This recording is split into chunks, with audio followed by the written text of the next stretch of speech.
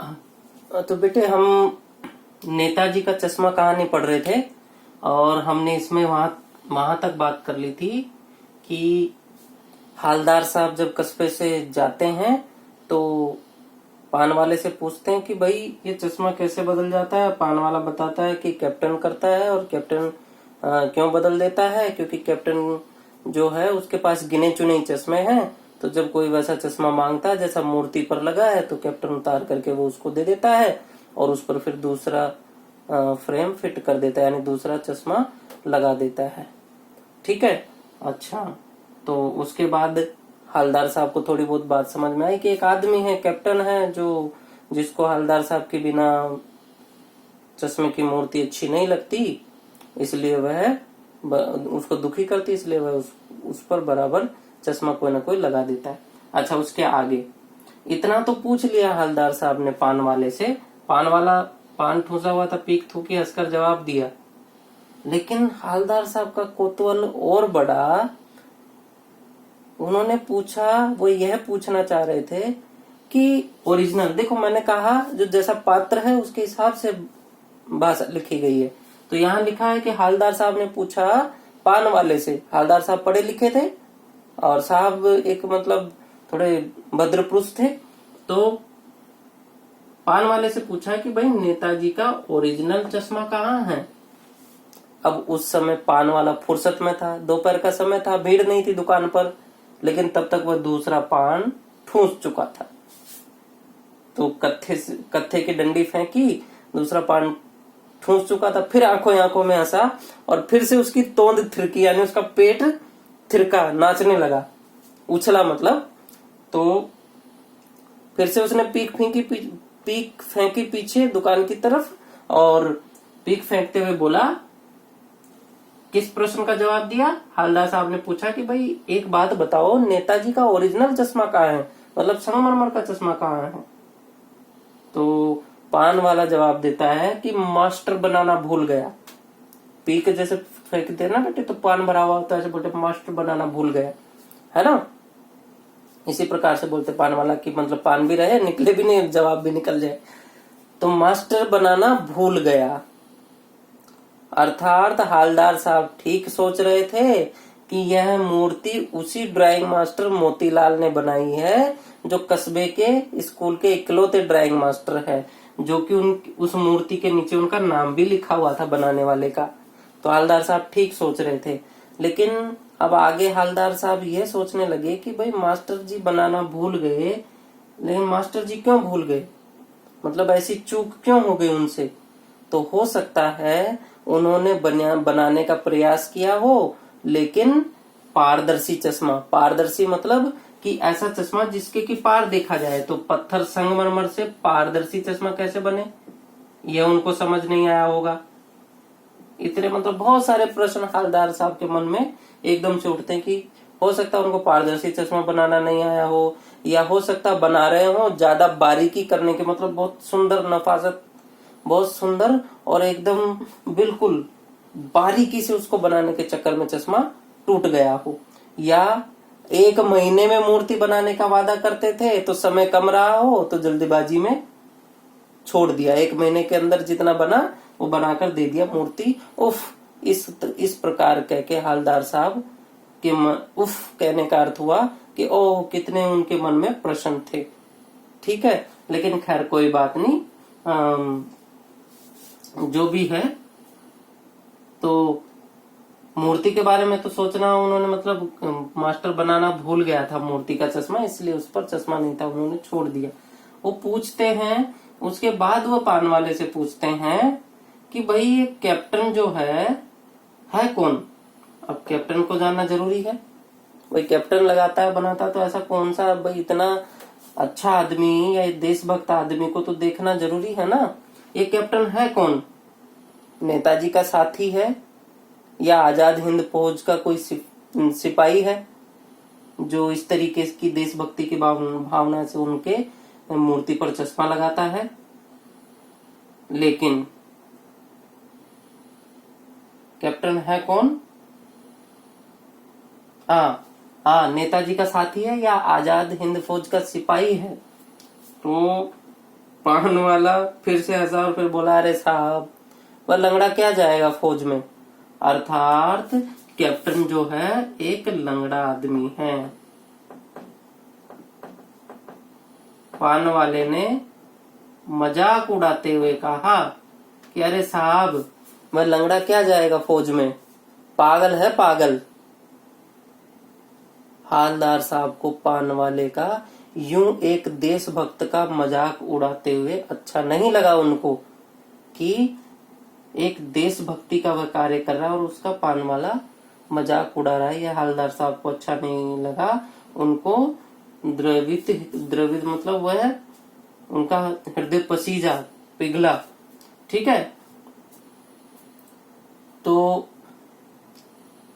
उन्होंने पूछा, हालदार साहब ने आगे पूछा कि वो देखो सामने से आ रहा है। पान वाले ने बताया कि वह लंगड़ा क्या जाएगा फौज में, पागल है पागल। वो देखो वो सामने से आ रहा है, फोटो वोटो छपवा दो उसकी कहीं। ये व्यंग्य में पान वाला कह रहा है, व्यंग्य में मतलब उसके लिए मजाक थी ये बात, मजाक में वो कह रहा है कि, लेकिन हालदार साहब को ये अच्छा नहीं लगा कि वो देखो सामने से आ रहा है, फोटो वोटो सब छपवा दो उसकी कहीं। जब हालदार साहब ने घूम करके देखा तो क्या देखा कि कैप्टन कैसा आदमी है। यहाँ कैप्टन का भी रेखा चित्र प्रस्तुत किया गया, मतलब कैप्टन की भी कदकाठी, उसके स्वरूप के बारे में बताया कि वह एक बूढ़ा मरियल सा आदमी है। उसके सिर पर गांधी टोपी वह लगा के रखता है, आंखों पर काला चश्मा उसके है और हाथ में एक छोटी संदूकची। संदूकची तो आप समझते हो बेटे, संदूक, अटैची आप इसको कह सकते हो। संदूकची मतलब छोटी जो होती है, जो छोटी होती है उसको बोलते हैं संदूकची। तो हाथ में एक छोटा संदूक जिसमें वो अपना, और एक बांस पर बहुत सारे टंगे हुए चश्मे हैं जिसे वह दीवार के सहारे लगा रहा है। और एक गली से निकलते हुए किसको दिखाई देता है, हालदार साहब को। अर्थात इससे आप क्या निष्कर्ष निकालते हैं, इससे यह निष्कर्ष निकालते हैं कि कैप्टन जो है चश्मा तो बेचता है लेकिन वह एक फेरी वाला है, यानी गली गली में फेरी लगा लगा करके चश्मा बेचता है। उसकी कोई स्थायी दुकान नहीं है, उसके पास कोई दुकान नहीं है, क्योंकि बांस पर टंगे हुए बहुत सारे चश्मे एक दीवार पर लगाता है, लगा करके विश्राम करता है। तो वह एक फेरी लगाकर चश्मे बेचने वाला आदमी है। लेकिन कुछ भी कहो, हालदार साहब को उसकी इस देशभक्ति पर वह हालदार साहब गर्व करते हैं, द्रवित हो जाते हैं। लेकिन उनके हालदार साहब के मन के प्रश्न अभी शांत नहीं होते हैं। वे पान वाले से फिर जाके पूछते हैं कि इसको कैप्टन क्यों कहते हैं।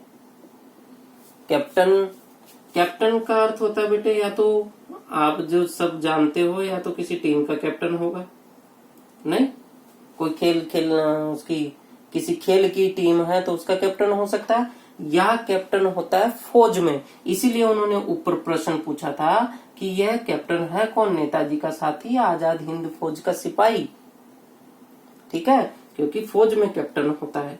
तो हवलदार साहब ने पान वाले से पूछा कि इसको कैप्टन क्यों कहते हैं। इस बार पान वाले ने बताने से साफ मना कर दिया, मतलब उसने आगे कोई जवाब नहीं दिया, हाथ हिला दिया, पान वाले ने मना कर दिया। हालदार साहब भी सोचते हुए जीप में बैठे और वहां से निकल गए।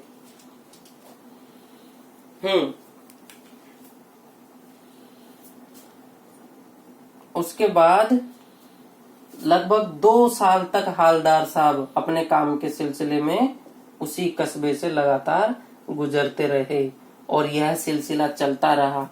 कैसा सिलसिला कि हर बार उस मूर्ति पर एक नया चश्मा उनको मिलता और उनकी आदत भी बन गई थी। चौराहे पर रुकते, पान खाते और मूर्ति की तरफ ध्यान से देखते।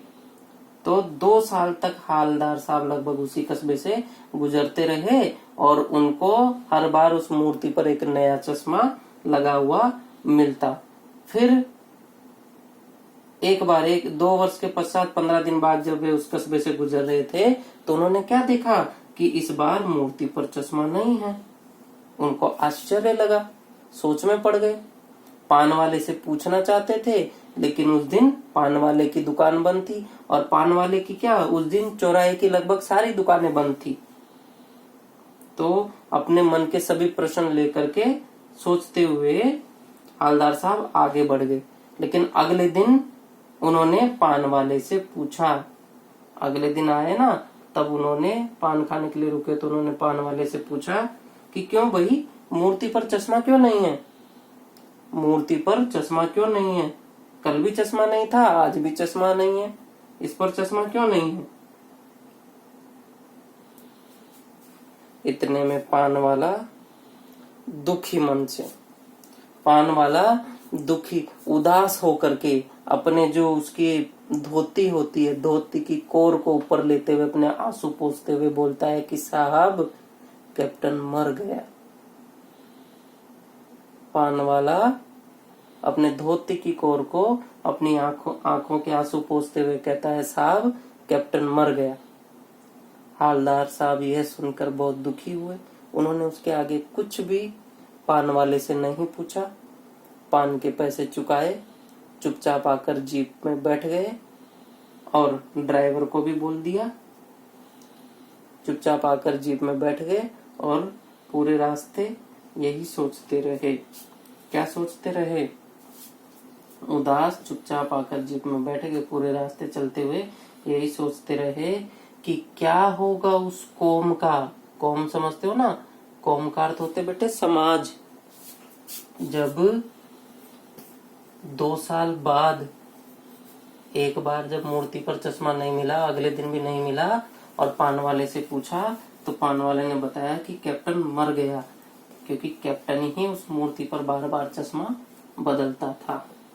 इस बार चश्मा कैप्टन मर गया तो 2 दिन से मूर्ति पर चश्मा भी नहीं है। हवलदार साहब दुखी हो गए और जीप में बैठ के चुपचाप आके जीप में बैठे बैठे विचार करते हैं कि क्या होगा उस कौम का। कौम होता बेटे समाज, ठीक है? उस कौम का जो, क्या होगा उस कौम का जो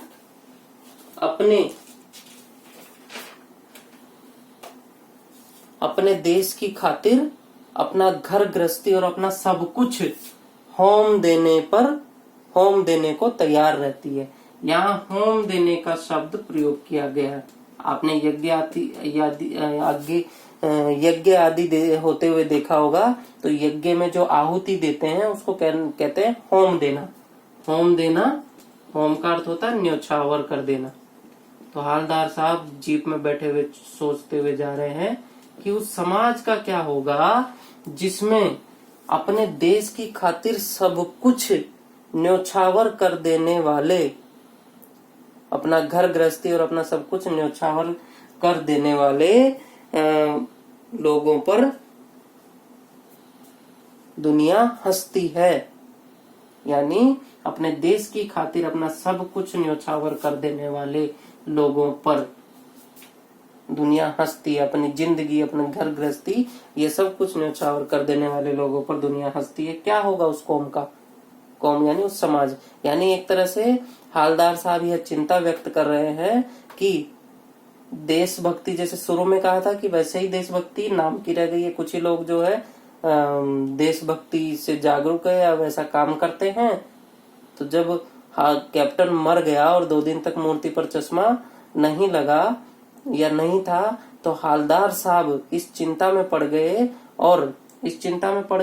और वो यह विचार करके अंदर ही अंदर दुखी हुए कि उस कौम का क्या होगा। यानी आजकल लोग देशभक्ति को भूल गए हैं और जो इस देश की खातिर अपना जिंदगी, अपना सब कुछ न्योछावर करने के लिए तैयार है, उन पर लोग हंसते हैं कि अब जैसे पान वाला उस कैप्टन चश्मे वाले के लिए कह रहा था, क्या जाएगा साहब वो लंगड़ा फौज में, तो उस पर वह हंसा।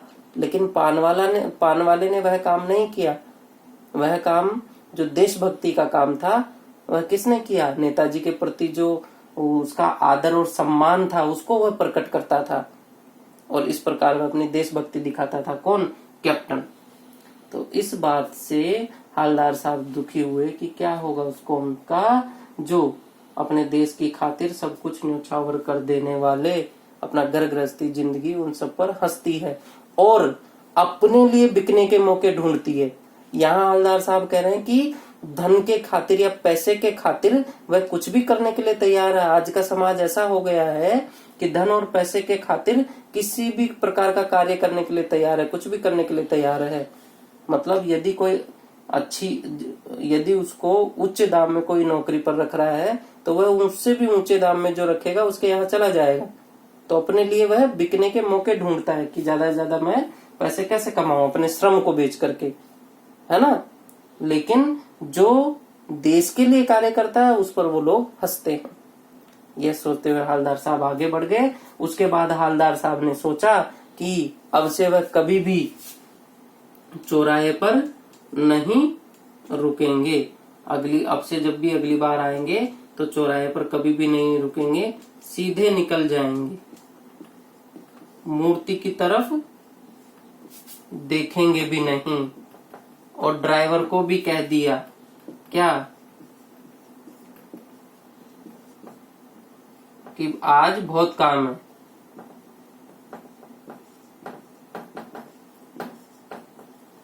आज बहुत काम है। इस प्रकार जीप जा रही थी, लेकिन हवलदार साहब आदत से मजबूर थे। इसलिए जैसे ही बाजार आया, चौराहा आया, एकाएक उनकी दृष्टि उस मूर्ति की तरफ पड़ गई। तो क्या देखते हैं कि अचानक से चिल्ला करके ड्राइवर को कहते हैं कि जीप रोको। जीप स्पीड में थी, क्योंकि ड्राइवर को पहले ही कह दिया गया था कि आज चौराहे पर नहीं रुकना है। तो जीप स्पीड में थी। स्पीड यानी स्पीड शब्द का इस्तेमाल किया गया इसमें। जीप तेज गति में थी। जीप ड्राइवर ने अचानक ब्रेक लगाया। जीप रुकते रुकते उससे पहले ही रुकने ही वाली थी। उससे पहले ही हवलदार साहब जीप से एकदम से उतरते हैं और सीधा मूर्ति के सामने जाकर के अटेंशन समझते हो ना, सावधान, जो आप प्रेयर में भी करते हो। सीधा मूर्ति के सामने जाकर के अटेंशन अवस्था में खड़े हो जाते हैं और मूर्ति को बड़े ही गौर से ध्यान से देखते रहते हैं। क्या देखते हैं कि उस मूर्ति पर एक सरकंडे का चश्मा लगा है। सरकंडा समझते हो ना, सर रस्सी का।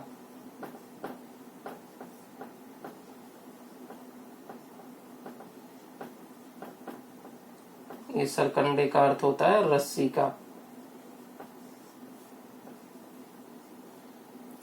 ठीक है, रस्सी का चश्मा। रस्सी का कैसा चश्मा? बिल्कुल वैसे ही जैसे बच्चे बना लेते हैं। अर्थात जो चश्मा उस पर लगाया है, सरकंडे का चश्मा जो बना करके लगाया है, वह किसी बच्चे ने लगाया है। यह देख करके हवलदार साहब बहुत प्रसन्न हुए।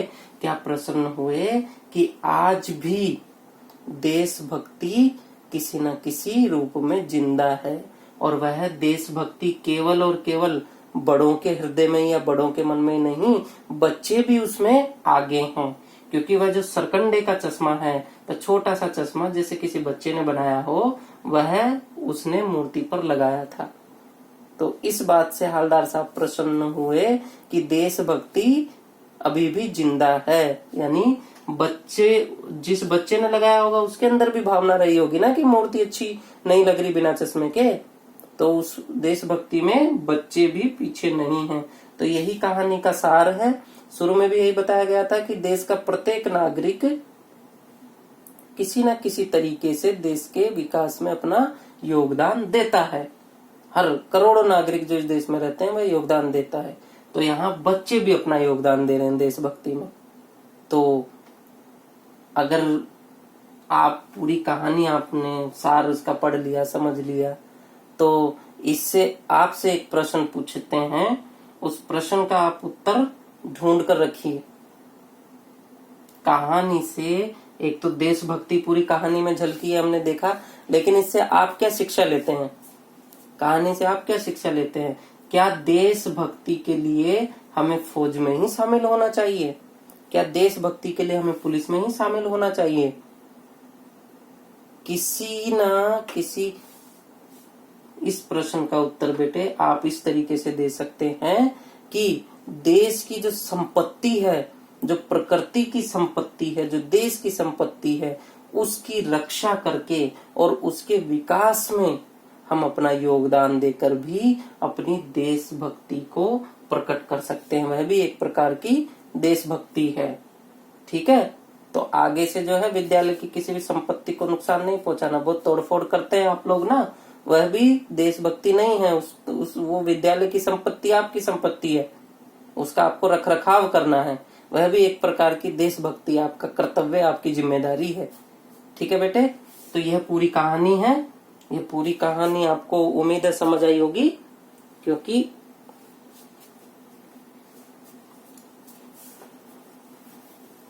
पूरी कहानी आपको समझ आई होगी। देशभक्ति से ओतप्रोत, देशभक्ति से भरी हुई कहानी है।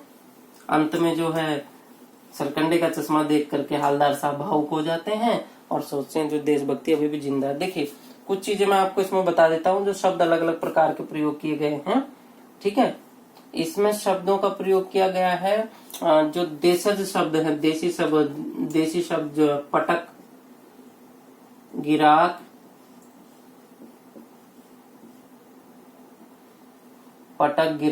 जो आपको उसमें उत्तर देने में काम आएंगे।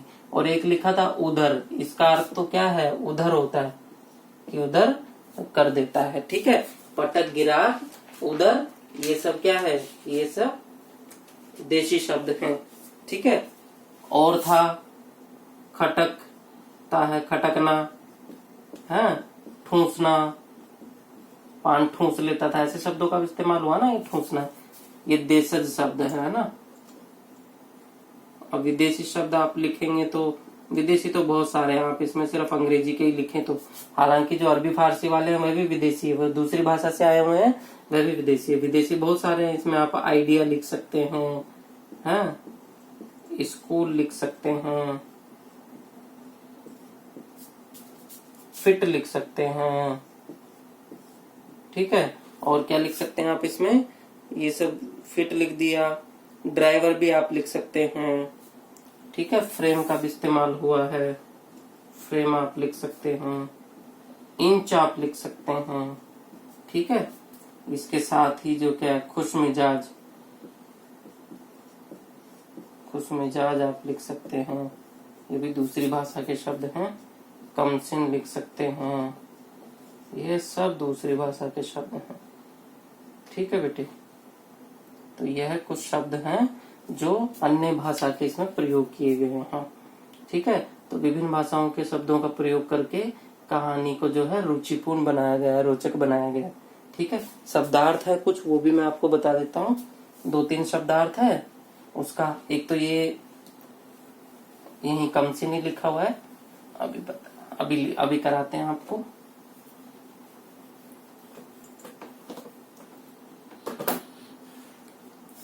शुरू में लिखा बेटे वापो। ठीक है, शब्द तो ये हो गया उठा पटक, या आप इसको लिख सकते हैं कि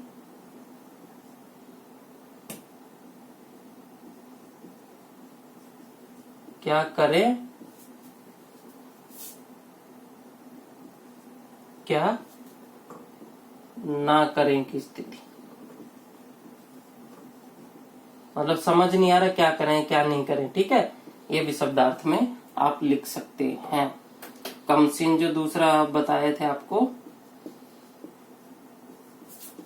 कम उम्र का, जवान भी आप लिख सकते हो। ठीक है ना, ये दूसरा शब्दार्थ हुआ, इसमें आप जवान भी लिख सकते हो। ठीक है बेटे, और